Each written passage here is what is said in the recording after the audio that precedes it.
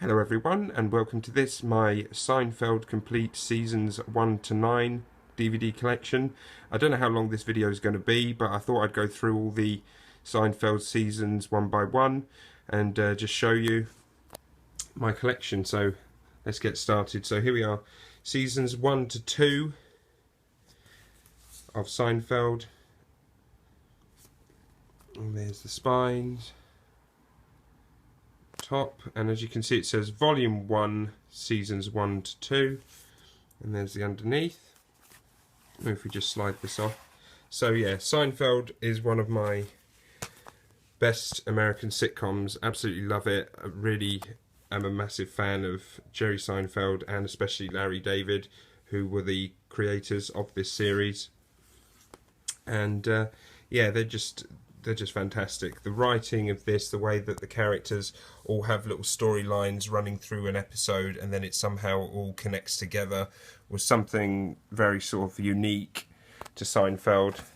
And there's the back of the outer case there, just to show you. There's the DVD features if you want to pause and have a look.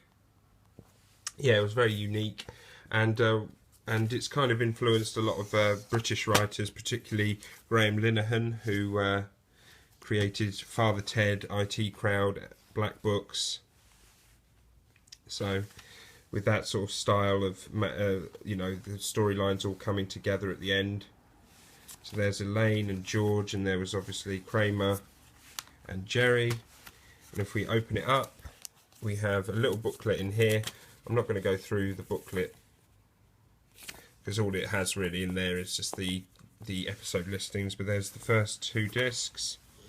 And there's discs 3 and 4, and then it has the episode list on the inner side. So there was only, I think, 5 episodes in season 1, and then season 2 I think had 13, and then we move on to season 3, which is one of my favourite seasons. Just really good episodes like The Boyfriends Part 1 and 2, and The Limo.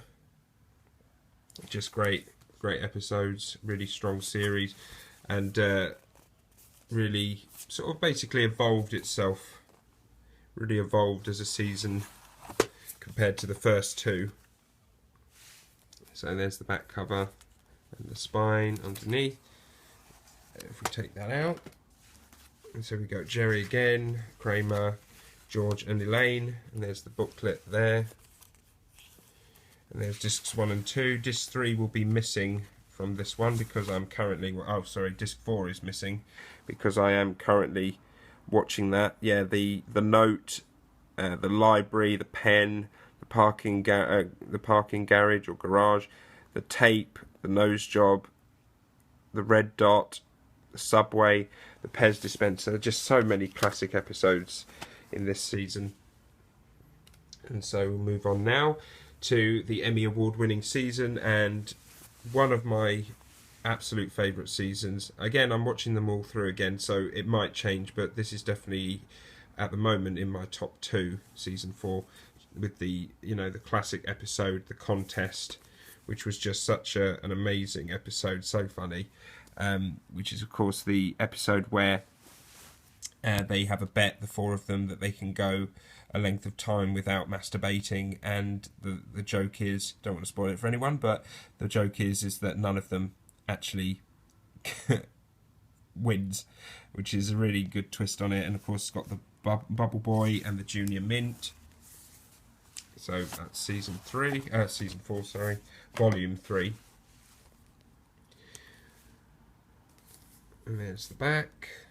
And let's just have a look. You can have again look at the extras. Let me slide this out. And there's Jerry, Kramer, Elaine and George. And again there's the booklet, volume 3, season 4, disc 1 and 2, discs 3 and 4. This is very hard to do one-handed, so forgive me for any jumping and gyrating and all the rest of it. Oh. So that is season 4, and then this probably either is my favourite or second favourite. It's really, at the moment, it's a toss-up between this one and season 4. And here's season 5, which has great episodes like the puffy shirt. There's the extras again. Another Emmy award-winning season. So just try and slide this off. There's the inner case. In the back, beached whales faking it. Yeah, the shrinkage, which is a classic episode, very well known episode if you're a fan of Seinfeld. And the whole style of it basically following the life of a stand-up comedian, and basically the way the episodes are kind of a sort of vehicle for how he finds the material for which he does his stand-up. And you know, Jerry Seinfeld is meant to be playing a sort of exaggerated version of himself. He's meant to be playing himself, kind of thing, which is obviously something Larry David then did again with Curb Your Enthusiasm, which is another great season or series, I should say. I'm always getting them muddled up, because in the UK, obviously, we have series. We don't have seasons because they don't run for a season. But in America, obviously, the whole Seinfeld is a series, but they have individual seasons. And so this is obviously season 6, which has the big salad, the Jimmy, and the face painter. I really like the colouring. I like this sort of metallic greyish blue colour to it. And I like that they all have similar sort of look to them. They're really nice. So yeah, Larry David ended up sort of making a sort of more realistic, in a sense, more mockumentary version of Seinfeld with Curb Your Enthusiasm, which has very similar sort of style. And of course then other comedians sort of tried to imitate that sort of style. Ricky Gervais with The Office, and more so with Extras, where the celebrities and extras play themselves.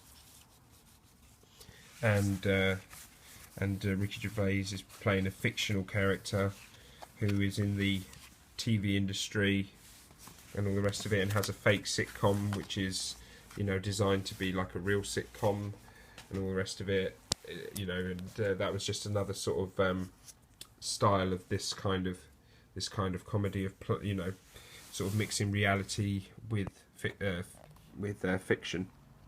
So here's season 7, and this is the season I think that Larry David left as part of the writing and production team, and basically had sort of had enough of the show, in the sense that he thought it had gone as far as it could go. And so Jerry Seinfeld ended up becoming sort of the main creator behind it and everything.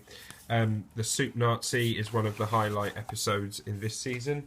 Now, when I saw this season the first time, I thought it was good. The style changes slightly. There's much more sort of going on, in terms of there's a lot more stuff filmed on location and everything. So it does have a slightly different feel. I don't know if it's I don't think it, you know, it changed it so dramatically that Seinfeld lost its identity, but I do feel that after sort of season 7, although the quality was still very good, I don't think it was as consistent and as strong as the previous seasons. Which brings us to season 8, which is, I think, as I remember, is probably one of my least favourite seasons. But, you know, it was just watching the first 5 or 6 seasons, and then coming to season 7, and then in particular season 8, it just felt slightly different, and therefore maybe that's what put me off the whole premise of how the season runs and everything, in terms of the writing and the storylines and stuff. It became a bit more wacky, I guess, but it's still very good. But I would say that season 8 is probably one of my lesser favourite seasons, although there are some still very good or great episodes in there. I think the Yada Yada appears in this season. Let me just it doesn't have the episode list on there, but I think the Yada Yada appears on season 8. Yes, it does, yeah. So, let's just have a look. So, yeah, the Yada Yada, the Little Kicks, and the Bizarro Jerry, which is a very good one. So there were some really great episodes in this season as well. And then we have the final season, which is season 9, and as you can see, the cast are taking their curtain call bow.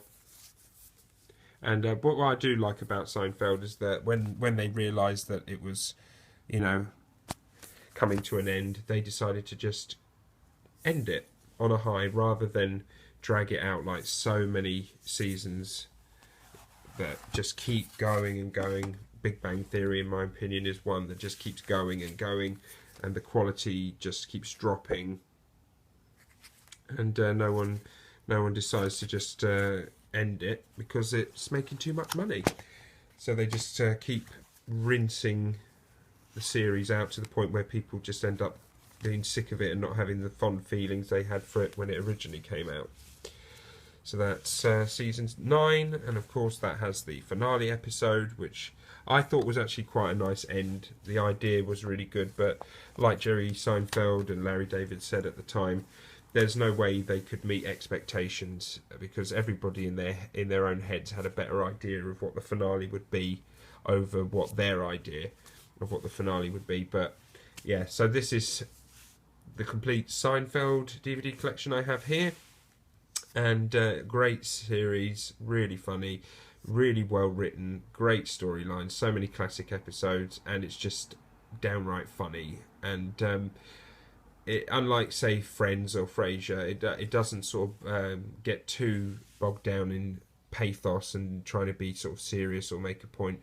Although I love that about Frasier and Friends, Seinfeld is just a completely different take on comedy as a sitcom, so that's what keeps it unique. And obviously Jerry Seinfeld was very influenced by Abbott and Costello and their TV series, and you can see elements of that in this show. So really, really great. And there we are, that's the DVD collection. In my next Seinfeld video I will do the complete series box set that I have, this very thick box. This is pretty impossible to find now, especially brand new, and if you do get it, it's for a very hefty price. This is what I originally bought, but because it became a sort of a collector's item, I decided to keep this but not use it as much, so I ended up buying these obviously individually, and I really like the packaging of these anyway. So that is for now part 1 of my Seinfeld DVD collection, and don't forget, like, subscribe, share and comment, and I will see you folks on the next video. Thanks for watching, bye bye.